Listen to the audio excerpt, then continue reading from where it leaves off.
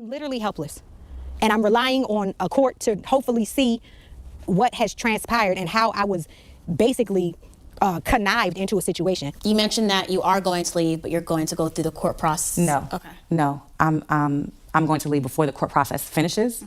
But we are still going to go through the court process. So over the past couple of years on this channel, we have covered quite a number of cases of squatting, including an infamous one out of the city of New York, where a woman who was left a home by her dead relative was in the process of selling that home, only to discover that a man had broken into the property, started doing work on the property according to him, wrote himself some fraudulent invoices for said work on the property that was never asked for nor consented to, and then all of a sudden, when she came to get this man out of her property, she ended up in handcuffs. So Adele, you're getting arrested right now? I'm being arrested. For what? For being in my own home. And where's your lease? She's fighting the house. It's not her house anymore. My deed is current and legal. Arrested for unlawful eviction. She changed the locks on a man who claims he lives there. And while that story is incredibly egregious and honestly iconically so, in reality this District of Columbia story may be significantly worse, because we have a serial squatter in this particular case, a woman called Khadija Romero, who ended up owing about $50,000 in backed rent to a previous landlord, but of course in order to get herself into a new property post her many evictions, she decided to use AirBNB as her entry point in order to rip off a woman who again was trying to make a little bit of money with the second property in the District of Columbia. And this is what we're going to talk about today, because not only is this woman a serial scammer, not only may she be an arsonist as well, but in addition to that, when we look into her history, we also find out that the nonprofit that she referenced in her local news media interview might also be fraudulent. It's an absolutely crazy case, and we got to talk about it today. But before we do, I want to thank everybody who supports this channel via actualjusticewarrior.com/join. Give me the money. Give me the money. Okay. So I think one of the most impressive things about this particular story is that Khadija Romero actually sat down for a 3-part interview that is nearly 40 minutes long with the local ABC 7 station in order to make her case for why she's not doing anything wrong. And it involves so many absurdities stacked on absurdities that honestly, I just gotta play it for you so you can understand the actual position she tried to sell to the public in this lengthy interview. February of this year, I moved into the unit initially through an Airbnb. There was a month agreement which I paid for on the Airbnb platform due to a fire, which I then asked the owner if we could extend the time frame in the home. We came to an agreement that I could do that. She sent me monthly invoices, which I paid those monthly invoices in order to stay in the unit. I had a month where I had a financial loss of over like $17,000. Was that due to work or personal? It was a personal issue. I helped someone in the past and it came back to bite me because everyone could see, you can search me because I'm not hiding from anyone. So they were able to find me, and then I was held liable for something I helped someone do. So that put me in a financial shrink, but either way, I paid. I still made the payment. I made the payment late because I had an issue. I'm sorry, I'm emotional. I didn't mean to get emotional. I'm trying to speak clearly. The financial thing was, like I said, almost $17,000. So it sent me into a depression where I was considering suicide because it was such a big loss. I was trying to purchase a home. That's why I had so much money. So there's a couple of things that you guys need to understand in order to get what this scheme actually is. So obviously this woman, based on additional reporting, ended up owing $50,000 in backed rent to a property that she essentially stole for a lengthy period of time prior to her using the Airbnb app in order to get into this property. And the reason she ended up doing this is because through Airbnb, you do not actually have to go through a credit check, thus the eviction wouldn't show up. And of course, she ended ended up communicating to the property owner that the reason she was looking for a 30-day Airbnb was due to the fact that she had suffered a fire in her previous apartment, which again, it looks like started in her apartment and of course would have been started by her on the day that she was evicted. Again, as a consequence for the landlord booting her out and not letting her squat there forever. And again, that's just my speculation, allegedly, but this is absolutely not speculation. So you end up going through the Airbnb process, you do the 30-day rental, you pay through the Airbnb app, but of course she wanted to change the relationship, at least the front-facing relationship, in case they were going in to have a court battle a little bit later. So after that, she ended up asking to extend that Airbnb rental. However, she did not want to pay through Airbnb. Essentially, what she was trying to do was backdoor a lease agreement for herself, and even though it was at the same rate as the Airbnb, and even though, again, she had previously rented through Airbnb, this would create tenant protections, which in the District of Columbia kick in about 30 days. And again, since it wasn't through a short-term rental site, this would lessen the chance that a judge would be able to overturn these protections and essentially stick the landlord with a lengthy eviction process if this woman were to actually end up squatting, refusing to pay, and forcing her to go through the court process. And make no mistake about it, even though she says she planned to leave before the civil process, this is exactly what she wanted to do. Did you book the Airbnb with the intention of staying? No, I did not book the Airbnb with the intent of staying. So why are you still here? Because after the repairs were done, the place still smelled like fire and there was water damage. So the water damage was more substantial than the fire damage. And once they started doing the repairs and even completed the repairs, when we went back into the unit, the lease was actually up in April of that year. Once they completed the repairs in about May, everything still smelled like water and fire. And at that point now the lease was up. Okay. The lease was for an addition, 20, I'm not sure, but it was for an extended period. So it was more than a year. Okay. And so the lease was officially up in April. The lease was up in April. And so then the process, I had started a process with LEDC to purchase a home. To purchase a home, okay. So although we're going to go through the court process, because now you have said that I'm a squatter is a person who illegally goes onto a property and they never have a, that's like if your home that you own was vacant and no one was there, and then I decided I'm going to go into your home because I know it's vacant and you don't know that I'm going into the property, that is what a squatter is. A squatter is someone who is illegally entered the property without your notice and you never had an agreement with them. It's also not just if the home's vacant, it's if you're there without the owner's permission and you're not leaving. Yes, if you had, maybe that other part is there, but we had an agreement. So I'm not here because I had an Airbnb rental in February to March. And I said, you know what? I had an Airbnb rental for a month. I'm never leaving here and I'm never going to pay you anything. And you need to get me out through the courts. That was never the case. We had an agreement. You did say that through text though. Oh, I said that through text about afterwards when you decided to then start harassing me. I said, you're going to have to go through the court process. Yes, in order to legally get me out of the property. That didn't mean that I'm staying in the property indefinitely. I'm literally going to be leaving the property as soon as possible.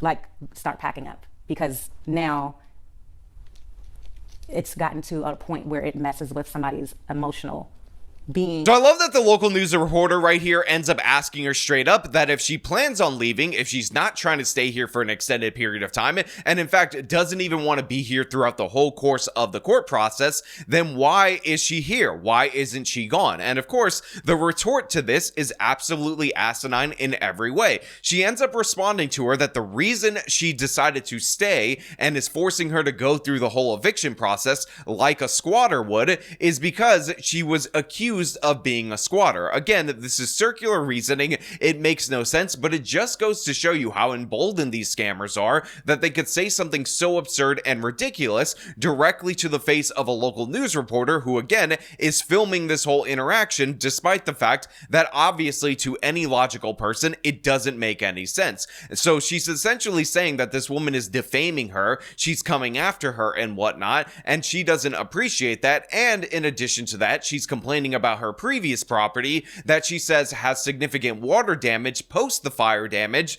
that again started in her apartment and thus was very likely, if not purposely, incidentally caused by her. Now, none of this "I had a fire in my previous place, it smells too much like smoke," or "it smells too much like water," or whatever she's trying to say should have any bearing on the fact that she is squatting on this particular property. But of course, this is what she's trying to sell to people, and since she's gotten away with it for so very long, you can understand why she felt so emboldened to talk to the local news media. In fact, one of the funniest things about this particular interview is she ends up talking back to the time of COVID when nobody was paying for anything as a reason for why she has so much backdated rent on her history, while at the same time claiming that she wasn't being evicted from her previous property and making the case that those court records are absolutely wrong.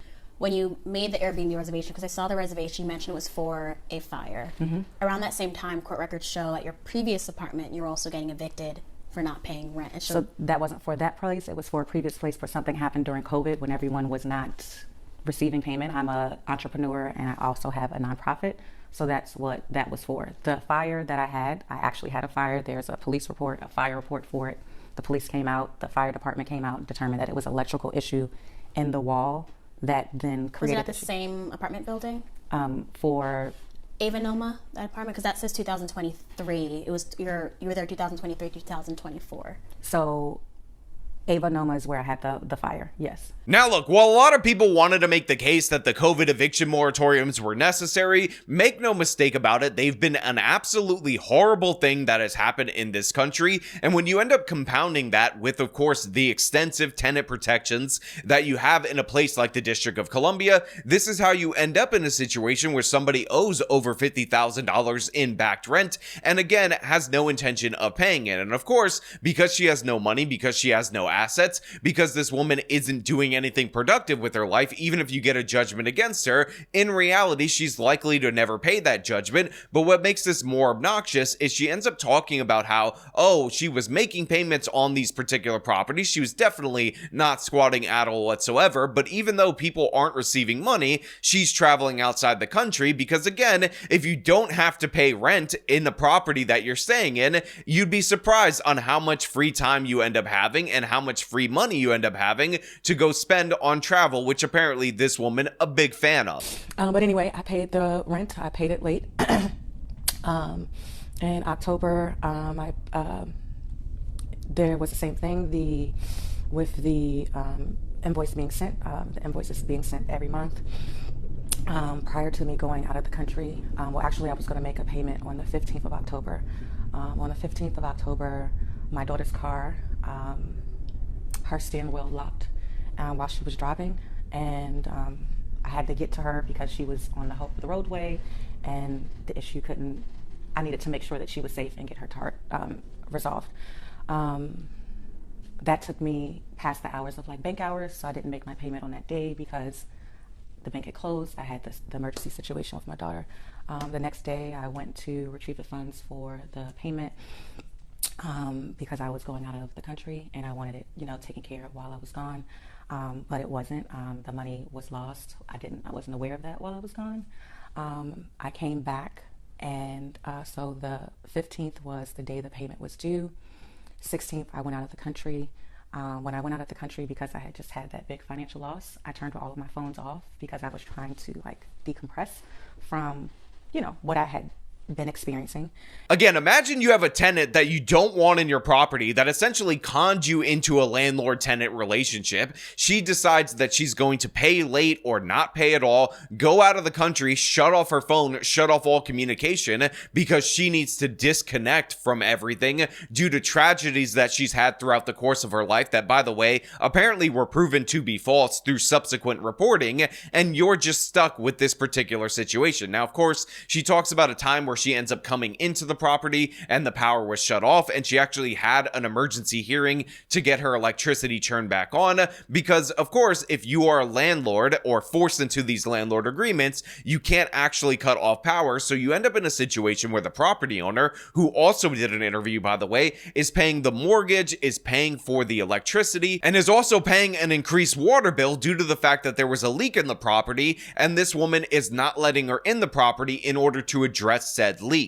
What has this been like for you to look at your home, you can't go inside and you can't get the person in there out? It's a stranger. It's infuriating. I have a $4,000 a month mortgage. All the utilities are in my name. All of the responsibilities are on me, and I can't get into my property. There's a leak in the property. The water bill is escalating. I can't get in there to see what's going on, and I'm the only one responsible for the home, and I can't get any help. I went to court to try to get an expedited order because she's threatened me. She's made fictitious calls to the police over 15 times, and I still can't get any help. Now, if you watched my squatting videos before, you are likely already familiar with the parameters of these squatting schemes and how the illegal tenant is actually incentivized to do things like this: run the water constantly, run up the power bills, smash the walls, etc. And in fact, in a previous story, we talked about how one of the people that was squatting on a property was actually running the AC and the heat at the same time, causing very high electric bills. And the reason these people actually do this is because the more cost that they can pin on the property owner, the more likely they are to get some kind of settlement offer from the property owner in order to vacate the property. So essentially what they're doing is trying to extort them through the lengthy process, but at the same time they get the settlement, so that way they don't even end up owing backed rent by the time they vacate the property. And guess what? In this particular case, that absolutely 100% worked, because she was offered and apparently paid about $2,500 to leave the property early. She accepted the offer. However, she still ended up staying. I continued to tell her, you have to leave, you have to leave. After September, she's given me no money. She tried to put the utilities in her own name. She took me to court to try to put a restraining order to block me from access from the property. And we ended up going to court, and she entered into a legal agreement agreeing to vacate the property by November the 15th. After talking to a lawyer, they explained to me that she could try to get tenant rights in DC. So to offer her some relocation money, which I did, to offer her to leave. She signed it. We went to court. It's in the court record. And November the 15th came, and she told me, this no longer works for me. Do what you have to do. I'm not leaving. I went to the police with my order, and they said there's nothing that they can do, that I need to go to court, which I've done, and I do not have a court date until December the 11th. In the meantime, I see her taking out my property out of the house. She will not allow me access to the house. I've put this sign up because she's constantly lying to the police, and she tried to have my car towed. She's called in false reports on me. She called the police and told them I stole her car when her car was legally ticketed and towed by the Department of Public Works in DC, and I can't get into my property. Now look, while this might sound like madness, it is important for you guys to understand that this is actually standard fare in a lot of places in this country. These tenant schemes are incredibly common, and the defenses against them, again, while they don't stand up to scrutiny in terms of logic, end up working a lot for these extended eviction processes in order to make sure that, again, the tenant is protected even though they are an illegal tenant, clearly scamming, utilizing those protections that they are well aware of. So a great example of a defense that doesn't make any sense is the fact that this woman is claiming that if she is allegedly a squatter and she's not supposed to be there, why does she keep getting invoiced for her time while she's there? So essentially when they sent you the payment request for when you want to extend, to you that's an agreement of, I'm going to stay at the property, because if why would you send me a payment link for rent if you don't want me to stay here? If you wanted me out in April, why did you send me one for April? If you wanted me out in May, why did you send me one in May? If you wanted me out in June, why did you send me a link for June, July, August, September, October? Why did you send me those links for payment?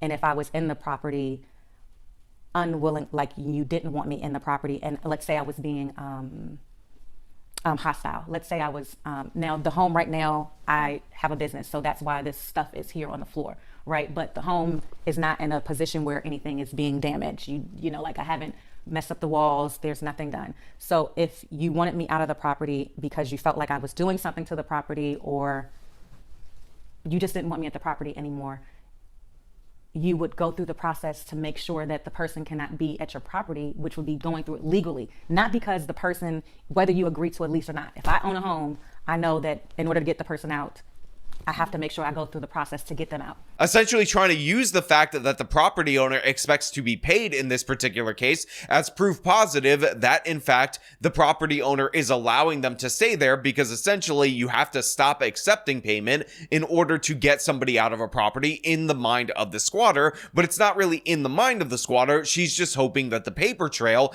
ends up confusing the issue when you go to housing court, so that way the squatter can extend for a lengthy period of time. Now, from what I could tell, every single thing about this woman reeks of a scammer. That is who she is. And by the way, there are little different indications throughout the course of this interview of other scams that she was running, like for instance the nonprofit that supposedly she uses her position as an entrepreneur in order to put the profits from her business into said nonprofit. And according to her IRS filings, that nonprofit took in about $100,000 straight up. Again, nonprofits are tax exempt, and she is actually the director and of course the founder of said nonprofit. And what this nonprofit purports to do is to mentor young girls. And she says that she has personally mentored a bunch of young girls, probably into how to scam for tenant rights in situations like this. But in reality, that's actually not true. It was totally made up by me, because it appears based on the filings that this nonprofit does absolutely nothing. There is no reports of them spending any money. And of course, the people listed as working at this nonprofit report that they put in 0 hours according to the IRS filings. So again, this woman just snuck in $100K into this organization. God knows where that money is going. And of course, it is tax exempt because it's a 501c3. So here we have a situation where a woman is running a nonprofit that has $100K in it. It is undiscernible what that nonprofit actually does. She doesn't really seem to have a regular ordinary job. She seems to always be in this property and going from property to property while at the same time traveling internationally. And to me, this just makes no sense. It does not add up unless you're dealing with the scammer. Now, of course, she was actually evicted from this property eventually. Thankfully, a judge saw through her nonsense. There's actually a really funny clip where the reporter who conducted this interview inside the home ended up trying to interview her on the street, and she was really mad at the reporter. Judge ordered that the alleged squatter is not a tenant, therefore she has no tenant rights, and the homeowners were allowed to get her out of the home and evict her immediately, and that is what you are seeing. We have community members that actually came here to support the homeowners and help clear out the home after watching the reports and hearing what the homeowners were dealing with. I tried to check in with accused squatter Shadija Romero when she showed up to court. Ms. Romero, would you like to speak with us before the hearing? I told you that I don't want to speak to you, so please leave me alone. You don't want to say anything before the hearing? Filming is not allowed inside the D.C. courthouse, but I was inside the nearly 2-hour hearing. The judge upheld this agreement that I previously reported on. The homeowners had Romero sign it in October, but she didn't follow through. The homeowners agreed to pay her to leave their property. And in black and white, Romero confirmed she was a short-term Airbnb guest, not a tenant, that there is no lease, no tenancy, and that she has no tenant rights. However, make no mistake about it, despite the fact that the community being moved enough in order to act, in order to help out this property owner is in fact beautiful and wonderful, this is not a happy ending. It turns out, according to the local news media, this woman used to have a $4,000 mortgage that, again, she was covering in part through the Airbnb rentals, again, in order to make those payments. However, the damage to the property was quite extensive. Obviously, the water bill was going crazy due to the plumbing problem, and in addition to that, you also had the issue of non-payment for months and months and months. So what ultimately ended up happening was the property owner ended up missing mortgage payments, and due to penalties and fines and whatnot, the mortgage actually jumped up to about $10,000 a month. Because of the missed payments, their mortgage raised from $4,000 a month to nearly $10,000 a month because of what they endured during this process,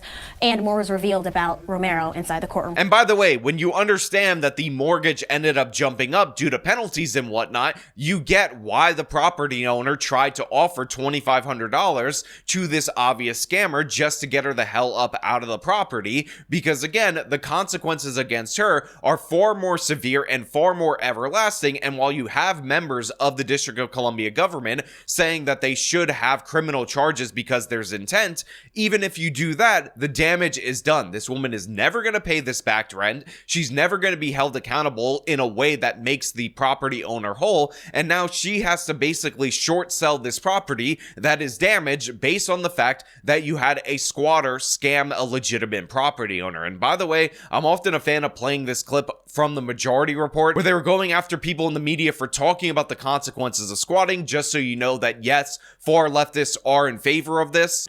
There's no like actual like squatters' rights in New York, at least. There should be, but to the extent that exists anywhere, it's because the alternative is brutality that people actually can't fathom, even in like bygone years. Like that's why squatters' laws exist in like England or whatever. It's because like otherwise you just can't. Because we're so used to enforcing, like, bending society towards the capitalist needs now that we can't even fathom how these sorts of rights could have ever been enshrined for people that just need shelter. And yeah, obviously it's horrible. Obviously those left-wingers are stupid, and look at the consequences, and look who suffers those consequences. But of course, I want to know what you guys think about all this down in the comments below. As per usual, if you like this video, show them by leaving a like, subscribe for more content, follow me on the social media, support me via support links in the description of this video. This has been me talking about madness in the District of Columbia. Till next time.